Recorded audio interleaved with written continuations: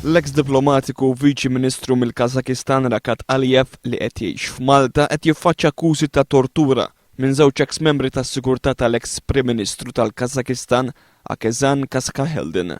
Dawn l-eks uffiċjali tas-sigurtà huma Peter Afanasenko u Stazan Ibrajev. Stazan Ibrajev li kien f'Malta biex jagħti x-xhieda tiegħu fil-każ jirrakkonta l-esperjenza li qed jallega li għadda minnha.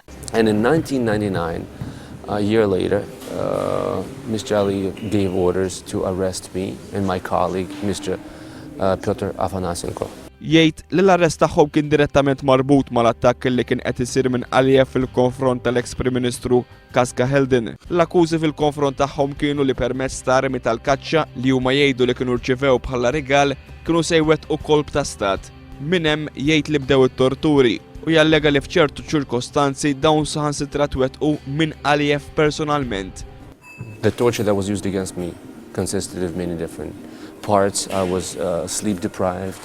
I was kept in my cell in sub-zero temperatures, and I was personally beaten by Mr. Aliyev. Jisħaq li qed jittama li Malta tgħin biex issir ġustizzja miegħu u l-kollega tiegħu.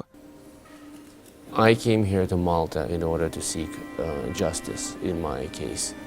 L-avukat ta' żewġ eks uffiċjali tas-sigurtà huwa Lothar de Maizière, l-aħħar Prim Ministru tal-Ġermanja tal-Lvant. Huwa jgħid li qed jittama li l-Gvern Malti jieħu azzjoni għaliex skontu l-akkużi li qed jiffaċċja Rakat Aliyev huma krimini kontra l-umanità.